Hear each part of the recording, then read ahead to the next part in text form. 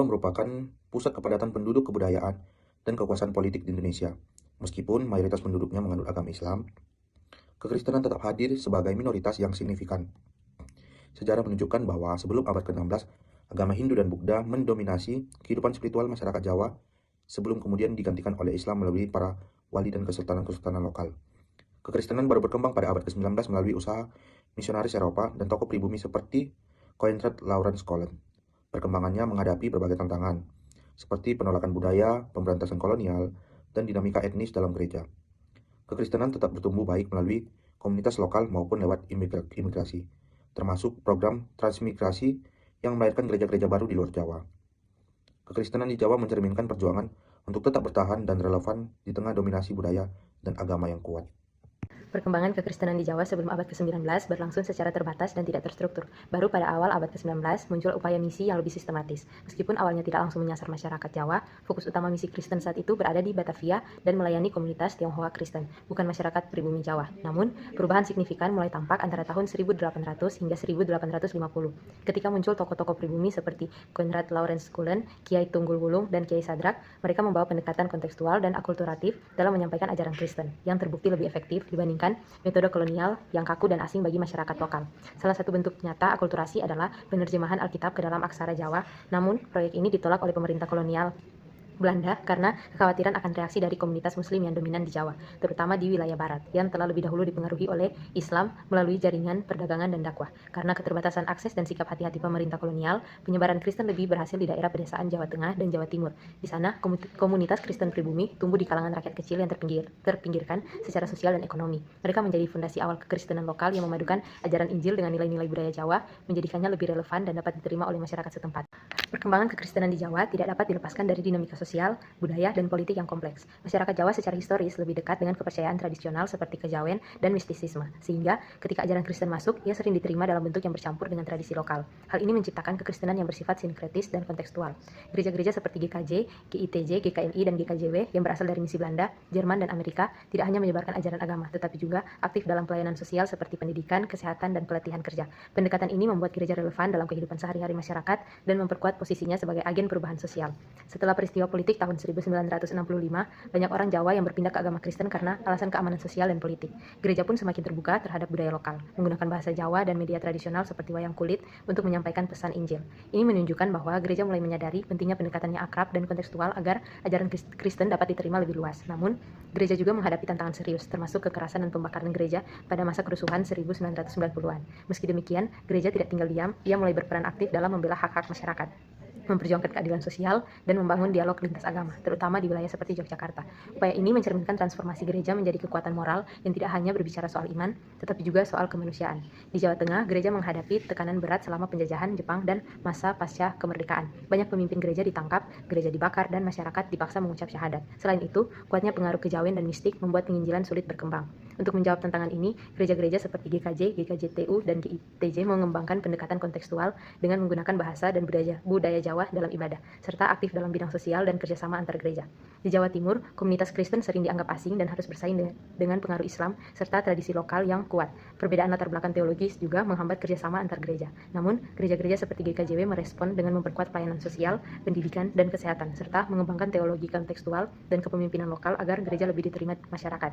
Sementara itu, di Jawa Barat, kekristenan menghadapi tantangan yang lebih berat.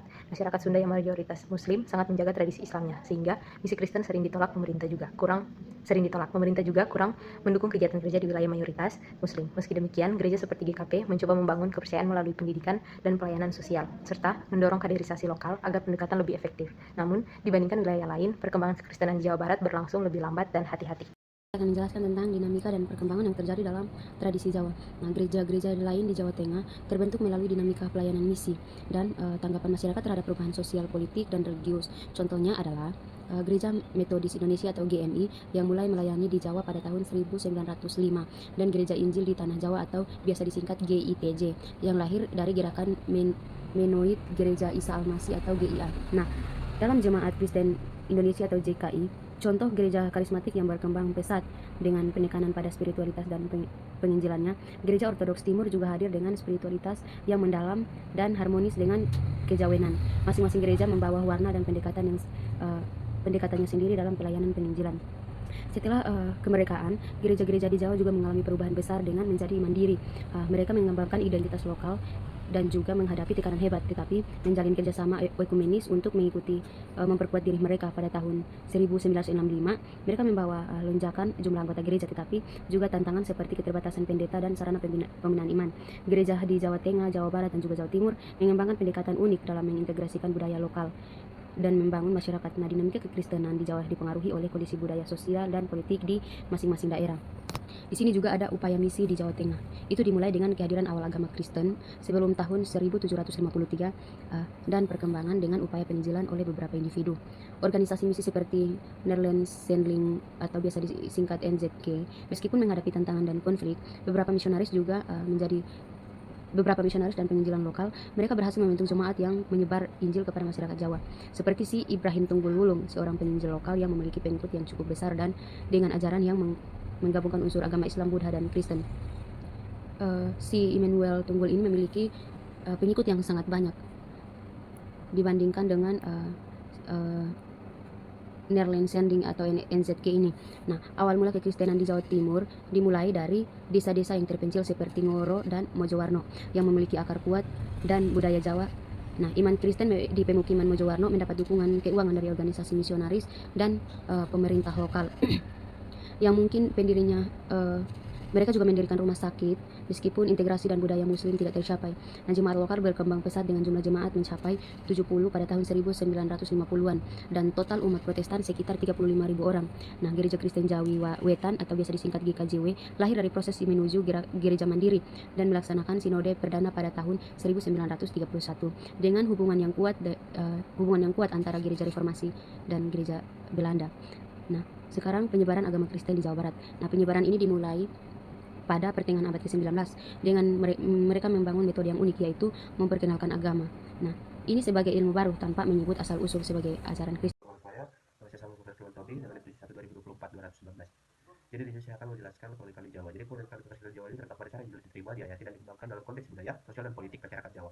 Salah satu aspek paling menonjol dalam keunikan ini adalah bagaimana penyebaran Injil di Jawa lebih banyak berhasil melalui peran para penginjil lokal atau penginjil independen daripada semata-mata melalui lembaga-lembaga misi Eropa. Para penginjil lokal seperti Sadrak di Jawa Tengah, serta Kolon DMT di Jawa Timur merupakan tokoh-tokoh penting yang memiliki kedekatan langsung dengan masyarakat. Mereka hidup dalam rakyat, memahami bahasa, simbol, serta nilai-nilai spiritual Jawa, dan karena itu dapat memberitakan Injil dengan cara yang menyentuh batin masyarakat. Mereka disebut sebagai penginjil independen karena dalam penginjilannya mereka tidak terikat secara langsung pada struktur dan metode formal lembaga-lembaga misi Kristen di Eropa.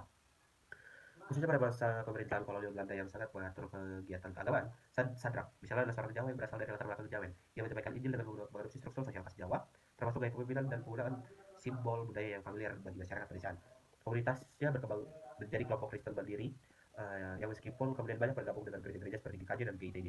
Pada dasarnya dibangun di atas fondasi lokal, bukan misi Eropa. Sadrak mampu menciptakan model kekristenan yang tidak terasa asing atau kolonial, tetapi justru menjadi bagian dari kehidupan rohani dan sosial masyarakat di Jawa. Di Jawa Timur ada Kolon dan MD juga menjadi contoh penting. Kolon seorang keturunan campur Eropa Jawa membangun komunitas Kristen di Ngoro dan Mojowarno dengan pendekatan eksklusif terhadap adat istiadat lokal. Ia tidak memaksakan bentuk liturgi Eropa, melainkan membiarkan kekristenan bertumbuh dari dalam budaya masyarakat setempat. MD pun dikenal sebagai figur penginjil yang mengandalkan pengobatan dan pendidikan sebagai sarana menjalin relasi sosial dan membuka ruang bagi kesaksian iman. Peran para penginjil lokal ini menunjukkan bahwa keberhasilan penyebaran Injil di Jawa sangat bergantung pada pendekatan yang kontekstual, yaitu pendekatan yang tidak menyampaikan doktrin, tetapi juga menyentuh batin, menghormati nilai-nilai komunitas, dan menghadirkan Kristus dalam wajah yang dikenal. Keberhasilan mereka menandingi bahkan dalam banyak kasus melampaui dampak langsung dari pelayanan misi asing cenderung struktural dan kaku. Oleh kali ini juga tercermin dalam bagaimana gereja-gereja di Jawa seperti GKJ, GTU, GTJ, dan GKJW berusaha merawat warisan kontekstual ini. Mereka menggunakan bahasa Jawa dalam ibadah, menggabungkan bentuk ibadah yang sesuai dengan rasa hormat terhadap pemimpin dan sesama, serta melibatkan seni lokal seperti wayang kulit dan musik tradisional dalam liturgi. Kulturasi ini bukan sekadar strategi, tetapi merupakan kelanjutan dari cara-cara penginjil lokal dulu menjalin Injil dengan kehidupan masyarakat. Dengan demikian, Kristen di Jawa bukanlah salinan dari model gereja Eropa, tetapi tumbuh sebagai agama yang booming, yang dipelopori dan dihidupi oleh orang-orang Jawa sendiri. Para penginjil lokal membuktikan bahwa Injil tidak harus datang dengan wajah asing, melainkan bisa menjadi bagian dari identitas dan harapan baru bagi masyarakat. Keunikan ini yang membedakan perkembangan kekristenan jauh dari daerah lain di Indonesia, dan menjadi warisan penting dalam wajah kekristenan Indonesia yang plural dan kontekstual. Selanjutnya saya akan menjelaskan misi Katolik di Jawa. Jadi misi Katolik di Jawa ini memiliki sejarah panjang yang dimulai sejak zaman kolonial Portugis, namun baru berkembang secara lebih sistematis pada abad ke-19 ketika Belanda memberikan kebebasan lebih besar terhadap kegiatan agama non-Protestan di Jawa. Di Jawa, misi Katolik memiliki ciri khas yang berbeda dibandingkan dengan misi Protestan, terutama dari segi pendekatan budaya dan struktur pelayanan pastoral. Salah satu pusat penting misi Katolik di Jawa adalah Keuskupan Agung Semarang, yang menjadi pusat pelayanan bagi umat Katolik di wilayah Jawa Tengah dan sekitarnya. Para imam Katolik terutama dari Ordo Jesuit dan SCJ atau Sacerdotalism Cordis Jesu memainkan peran utama dalam pembentukan dan pengembalaan komunitas Katolik di daerah pedesaan maupun kota. Mereka tidak hanya menjalankan pelayanan liturgis, tetapi juga sangat aktif dalam bidang pendidikan, kesehatan, dan pemberdayaan sosial masyarakat. Sekolah-sekolah Katolik termasuk seminari dan lembaga pendidikan tinggi, didirikan untuk mendidik kaum muda, baik calon imam maupun awam. Keunikan misi Katolik di Jawa terlihat dari pendekatan yang sangat menghargai budaya lokal, khususnya dalam aspek seni, bahasa, dan nilai-nilai Jawa. Banyak imam dan tokoh Katolik seperti Romo Mangun Wijaya berusaha menjembatani iman Katolik dengan kekayaan budaya Jawa melalui karya sastra, arsitektur gereja yang khas, serta keterlibatan dalam isu-isu kemanusiaan dan keadilan sosial. Gereja Katolik juga dikenal sangat aktif dalam gerakan ekumenis dan dialog antar agama, terutama melalui institusi seperti Interfide yang berbasis di Yogyakarta. Dalam masa-masa sulit seperti periode menjalani Jepang dan ketegangan politik tahun 1965, umat Katolik di Jawa mengalami tekanan yang cukup berat, namun gereja tetap bertahan dan bahkan berkembang. Statistik dan Departemen Agama mencatat bahwa umat Katolik di Keuskupan Semarang meningkat tajam antara tahun 1990-an hingga 1970-an, dari sekitar 90.000 menjadi 230.000 orang. Pertumbuhan ini dipengaruhi oleh sejumlah faktor, termasuk perpindahan agama karena tekanan politik, kebutuhan spiritual, dan pelayanan sosial gereja yang menyentuh masyarakat luas. Misi Katolik di Jawa bukan hanya tentang pewartaan iman, tetapi juga tentang bagaimana menghadirkan gereja sebagai bagian dari kehidupan masyarakat Jawa. Gereja Katolik berhasil membangun identitas yang khas, setia pada acara universal, namun sangat kontekstual dalam menjawab tantangan dan kebutuhan masyarakat lokal. Demikian dari saya, terima kasih. Pada bagian 2.7 mengenai kekristenan dan kondisi masyarakat Bali, di mana mereka menjadi satu-satunya pulau yang sekuler. Mereka tetap memegang agama sendiri, yaitu agama Hindu, walaupun seperti Pulau Jawa, Kalimantan, Lombok, dan lainnya itu sudah beralih ke agama Islam pada abad ke-14 sampai 18. Namun, Pulau Bali ini tetap setia memeluk agama sendiri, yaitu agama Hindu, yang kaya dan beragam. Karena faktor Hindu, setelah Majapahit runtuh, para bangsawan dan Romawan Hindu Jawa beralih ke Bali, di mana untuk memperkuat ritual dan tradisi lokal mereka, seperti dikembangkan oleh Dang Yang Nyarta pada abad ke-16. Karena raja-raja Bali seperti Dalem Waterenggong, di mana ia secara tegas menolak dakwah Muslim. Dan ada kisah penolakan, di mana adanya simbol dari utusan Muslim yang gagal mencukur bulu kaki raja. Meskipun ada komunitas kecil, mereka tetap terisolasi dan tak pernah didominan. Mereka tetap memeluk agamanya sendiri. Pada tahun 1860, masuknya kekristenan di Bali melalui misionaris Protestan dari Nederlandse Dellingonostap. Dari awal penyebaran agama ini sudah ditolak dengan secara keras dan dianggap mengganggu keseimbangan sosial dan spiritual masyarakat Bali. Dan juga pemerintah-pemerintah Belanda, mereka mendukung tentang pelestarian budaya lokal, juga melarang misi Kristen secara terbuka dan menjaga stabilitas. Salah satu penolakan yang sangat mencolok bisa dilihat dari kisahnya I Gusti Ngarum Karum Asem, di mana ia seorang bangsawan Bali yang menjadi Kristen dan mengalami sebuah tekanan secara keras sehingga ia meninggal dengan cara yang tragis. Dari peristiwa ini menjadi pandangan dari masyarakat Bali yang memandang bahwa kekristenan adalah sebuah ancaman dalam tantangan adat Bali. Namun pada tahun ke-1930 terjadi sebuah perubahan, yaitu sebuah pendekatan misi yang lebih kontekstual, di mana munculnya komunitas Kristen lokal seperti Blimbing Sari Protestan dan Palasari yaitu Katolik, di mana komunitas ini berhasil memadukan identitas sebuah budaya Bali dengan iman Kristen, yang menjadi sebuah tunggakan penting dalam menerima kekristenan di Bali pada saat itu. Masuk pada bagian yang A, yaitu tantangan dan upaya yang dilakukan, di mana dalam misi kekristenan masuk di Bali, mereka itu mengalami sebuah tantangan, di mana mereka mengalami penolakan. Karena agama Bali itu masih berakar dengan kepercayaan mereka dan tidak mudah untuk menerima agama baru untuk masuk di wilayah mereka. Seperti raja-raja Bali yang dengan tegas menolak agama Muslim. Karena mereka ingin menjaga tradisi-tradisi leluhur mereka. Dan juga pada tahun 1830, kekristenan masuk melalui misionaris Belanda dari Nederlandse Dellingonostap, yaitu NZG. Upaya untuk penyebaran, di mana dalam upaya penyebaran ini mereka ditolak oleh masyarakat Bali. Karena masyarakat Bali menganggap mereka itu merusak keseimbangan sosial. Penolakan ini juga dialami oleh I Gusting Ngurah Karum Asem, di mana seorang bangsawan Bali yang menjadi Kristen, namun ia mengalami sebuah tekanan sehingga ia mati dengan tragis pada saat itu. Untuk mengatasi ini, umat Hindu memperkuat ajaran mereka melalui tokoh-tokoh seperti tokoh Dang Yang Nyata dan dukungan kerajaan-kerajaan. Sementara itu, dalam menghadapi tantangan ini, misi Kristen mengubah sebuah pendekatan pada tahun 1930 dengan membentuk sebuah komunitas, yaitu Blimbing Sari yaitu Protestan dan Palang Sari yaitu Katolik, yang memadukan Kristen dengan budaya lokal Bali sehingga diterima oleh masyarakat Bali. Kita masuk pada bagian yang B, yaitu masuknya Belanda di Bali. Pada abad ke-19, Belanda mulai mendapatkan pengaruh dari Bali melalui perdagangan di pelabuhan, khususnya di Singaraja, Bali Utara. Sejak sekitar tahun 1850, mereka membangun sebuah infrastruktur seperti jalan, pelabuhan, sekolah, dan kantor pemerintah di Singaraja, di mana ini sebuah pusat bagi kolonial, serta jalur utama perdagangan antara Bali dan wilayah luar. Dan pada tahun 1908, Belanda melancarkan sebuah serangan besar-besaran di Bali Selatan, dan menghancurkan perlawanan terakhir dari kerajaan Klungkung lewat pertempuran berdarah dan puput ritual bunuh diri massal sebagai tanda penghormatan, sehingga seluruh pulau akhirnya jatuh di bawah kendali Belanda. Setelah penaklukan ini, pemerintah kolonial memilih untuk menjaga adat dan budaya Bali, bahkan melarang misionaris asing agar tidak mengganggu kehidupan dan tradisi setempat, di mana larangan ini terhadap misionaris asing di Bali hingga pertengahan tahun ke-1930 disebabkan oleh pengalaman buruk yang terjadi pada masa sebelumnya, yang pada masa tahun 1864, di mana ada 3 misionaris dari organisasi Kristen bernama Utrecht Mission Society atau UZV, di mana dalam kedatangan Bleleng atau Bali Utara, mereka mulai belajar bawah bahasa daerah dengan susah payah, sehingga berhasil untuk membuka sekolah kecil. Namun sekolah ini hanya dihadiri oleh 7 orang. Baik, saya akan menjelaskan di bagian poin yang C, D, dan E, yaitu yang C itu awal misi pembaptisan pertama dan penolakan. Nah, masuknya agama Kristen ke Bali itu dimulai pada tahun 1873, ketika ada seorang pendatang dari Bali Timur yang bernama I Gusti Karangasem, dan beliau ini menjadi orang pertama yang dibaptis. Tapi tak lama setelah beliau dibaptis, beliau ini menghilang dan ditemukannya lagi di tahun 1881. Beliau ditemukan, tapi beliau ini sudah merasa tertekan dan malu karena pada saat itu tuh beliau menjadi orang Kristen satu-satunya pada masa itu di Bali. Dan beliau ini berharap mendapat dukungan, tapi pada saat itu justru banyak orang yang bertanya kepada beliau soal imannya beliau. Karena beliau merasa kecewa dan merasa sendirian, Karangasem malah meminta bantuan kepada teman-teman yang muslim untuk membunuh misionaris. Dan akibatnya, beliau serta teman-teman ini malah dihukum mati. Setelah Belanda menaklukkan Bali pada tahun 1908, mereka melarang semua kegiatan misi Kristen, baik Protestan maupun Katolik, karena mereka ingin menjaga budaya Bali. Dan beberapa kali misi Kristen coba membuka sekolah, tetapi selalu ditolak. Bahkan pada tahun 1924, ada seorang tokoh Bali bernama Jok Gede Raka Sokowati secara tegas menolak agama Kristen. Beliau bilang pengaruh Barat boleh masuk, tapi bukan agamanya. Karena itulah misi Kristen di Bali bisa dibilang berkembang sangat lambat.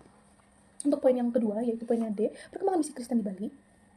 Meski sempat dilarang, misi Kristen mulai hidup lagi di akhir tahun 1920-an lewat seorang polisi dari Jawa yang bernama Salam Waitis. Beliau pindah ke Singaraja untuk berdagang dan membagikan Injil Lukas dalam bahasa Bali. Injil ini diterjemahkan oleh P. Peningga bersama guru dari Bogor. Pada tahunnya ke-1932, 2 penginjil dari Jawa Timur, yaitu Tarik Ephraim dan Mas Darmoadi, dikirim ke Bali. Dan mereka mulai melayani di Singaraja tahun 1933. Mas Darmoadi menerjemahkan pelajaran Kristen ke dalam bahasa Bali, sedangkan Tartib ini memakai wayang tradisional untuk memberitakan Injil. Karena waktu itu bisa dibilang baptisan masih dilarang, orang Bali pertama dibaptis di Malang, tapi akhirnya pada 29 November 1933 sebanyak 38 orang dibaptis di Bukunan Singaraja. Jadi walaupun pada saat itu baptisan masih dilarang, tapi mereka mengadakan baptisan itu di Malang. Lalu pada tanggal 29 November 1933 sebanyak 38 orang Bali dibaptis di Singaraja. Dan pada tahunnya 1937, seorang pendeta bernama Gramburn datang ke Denpasar untuk melayani jemaat yang sudah bertambah banyak, sekitar 1000-an orang. Lalu dibentuk 2 desa Kristen khusus, yaitu ada Blimbing Sari, itu untuk Protestan, pada tahun 1939, dan Palasari untuk Katolik di tahun 1940. Desa ini dibuat agar orang Kristen di Bali pada saat itu tidak terus tertekan oleh masyarakat sekitarnya. Tapi banyak orang Kristen Bali ingin kembali ke desa asalnya untuk melakukan aktivitas-aktivitas yang seperti biasanya mereka lakukan, seperti menggarap sawah, dan yang lain-lain. Saya akan menjelaskan tokoh-tokoh penerjemah Alkitab dalam bahasa Bali. Penerjemah Alkitab dalam bahasa Bali ini adalah proses panjang yang berlangsung lebih dari 1 abad. Setiap tahapnya mencerminkan perubahan sosial serta dinamika hubungan antara agama Kristen dan budaya Bali yang sudah berakar kuat. Nah, berikut saya akan ringkas tokoh-tokoh penting yang berperan besar dalam sejarah ini. Yang pertama itu Herman Neuburner van Datu. Nah, beliau dikenal sebagai pelapor kajian bahasa Bali pada abad ke-19. Beliau memiliki latar belakang unik sebagai ahli bahasa yang lahir di Malaka dan dididik di Eropa. Sehingga beliau peka terhadap perbedaan budaya. Dan beliau juga tidak langsung menerjemahkan Alkitab secara penuh. Kenapa? Karena Beliau lebih fokus membangun fondasi linguistik yang kokoh melalui penelitian mendalam. Karyanya yang monumental ini adalah Kawi Balinets Netherland Wonderbook. Nah, eh, sebuah kamus lengkap yang menjelaskan kata, idiom, dan konteks penggunanya. Kamus ini menjadi sumber acuan utama bagi generasi penerjemah berikutnya. Nah, yang kedua itu adalah Questi de Jalantics bersama Peningga. Pada awal 1900-an, muncul fase penting ketika orang Bali sendiri mulai terlibat dalam penerjemahan kitab suci Guestik de Jalantik. Adalah bangsawan Bali yang bekerja sama dengan Peningga, seorang penerjemah Belanda. Mereka berupaya menerjemahkan perjanjian baru ke dalam bahasa Bali yang bisa dipahami masyarakat awam. Nah, tantangan ini terutama mereka adalah mencari padanan istilah Kristen yang tidak dikenal dalam tradisi Hindu Bali. Misalnya konsep kasih karunia atau penebusan. Terpaksa dijelaskan lewat catatan kaki atau diciptakan istilah baru. Meskipun hasil kerja tidak sempat dicetak luas, upaya ini menandai dimulainya pendekatan kontekstual dalam penerjemahan Injil. Nah, yang tokoh yang ketiga itu adalah Darmoadi. Nah, pada dekade 1970-an, Darmoadi ditugaskan oleh Nederland Bijoger Disheb untuk menerjemahkan Alkitab dengan bahasa Bali sehari-hari. Tujuannya agar kitab suci ini lebih mudah dimengerti masyarakat luas. Darmoadi menghindari bahasa sastra atau kawi dan memilih gaya bahasa yang sederhana. Beliau langsung komunikatif. Ia berhasil menerbitkan Injil, Yohanes, dan Kisah Para Rasul. Namun Perang Dunia Kedua menyebabkan proyeknya terhenti. Meski demikian, karya Darmoadi dianggap sebagai langkah penerjemah Alkitab Bali yang lebih praktis dan dapat diakses kalangan jemaat baru. Nah, tokoh yang keempat itu adalah Dr. J.L. Swellengrebel. Nah, pada periode 1937 hingga 1950-an, beliau membawa pendekatan linguistik modern yang menggabungkan ketelitian akademik dengan kepekaan budaya lokal.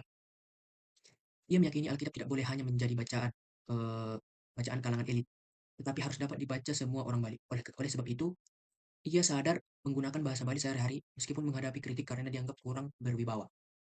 Nah, pendekatannya menekankan keterbacaan dan relevasi tanpa mengorbankan ketepatan isi teologis. Proses revisi yang dilakukannya bersama konsultan lokal menjadi dasar model uji pembaca jemaat yang diadopsi pada tahap berikutnya. Nah, tokoh yang terakhir itu adalah tim ekumenis GKPB dan Katolik. Mulai tahun 1973, untuk pertama kalinya dan gereja besar GKPB dan gereja Katolik berkolaborasi dalam proyek penerjemahan Alkitab Bali secara lengkap. Nah, prosesnya berlangsung lebih dari 15 tahun dengan diskusi panjang untuk menyepakati istilah-istilah yang tepat. Salah satu perdebatan besar adalah pemakaian istilah Ida Sanghya Widiwasa yang sudah dikenal luas dalam budaya Bali, tetapi menimbulkan kekhawatiran teologis. Nah, pada akhirnya penerjemah baru selesai diterbitkan pada 1976 dan perjanjian lama rampung pada 1981. Versi final Alkitab Bali lengkap diterbitkan Lembaga Alkitab Indonesia pada tahun 1990. Proyek ini menjadi contoh keberhasilan kerjasama lintas gereja dalam menghasilkan terjemahan yang diterima masyarakat. Sekian dari penjelasan singkat saya. Terima kasih.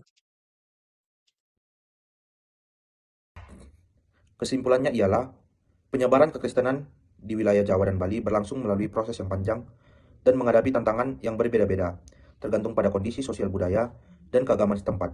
Di Pulau Jawa, khususnya di Jawa Tengah dan Jawa Timur, perkembangan agama Kristen lebih cenderung terbuka karena adanya keberagaman etnis dan keterbukaan sosial di masyarakat pedesaan. Strategi misi yang diterapkan di Jawa juga lebih kontekstual, seperti penggunaan bahasa, pembangunan gereja dan sekolah, serta pendekatan langsung kepada tokoh-tokoh masyarakat dan kehadiran tokoh-tokoh pribumi seperti Kiai Sadra dan Kiai Tunggul Wulung. Dan dengan budaya Jawa menjadi salah satu kunci keberhasilan misi pada masa itu. Setelah itu, di Bali penyebaran agama Hindu mengalami hambatan yang sangat kuat karena dominasi agama Hindu yang sudah menjadi bagian identitas budaya masyarakat. Kekristenan dianggap sebagai ancaman terhadap tantanan adat dan spiritualitas Hindu Bali sehingga dapat penolakan tegas baik dari masyarakat maupun penguasa lokal. Di Bali, pada tahun 1930-an muncul pendekatan baru yang lebih menghargai budaya lokal dan menghasilkan komunitas Kristen seperti bimbingan dan palasari yang mampu memadukan unsur budaya Bali dengan ajaran Kristen. Dengan demikian, kekristenan tidak hanya bergantung pada penyampaian ajaran, tetapi juga kemampuan misi untuk memahami, menghargai, dan berdialog budaya lokal serta melibatkan masyarakat secara langsung dalam kehidupan bergereja. Sekian dan terima kasih.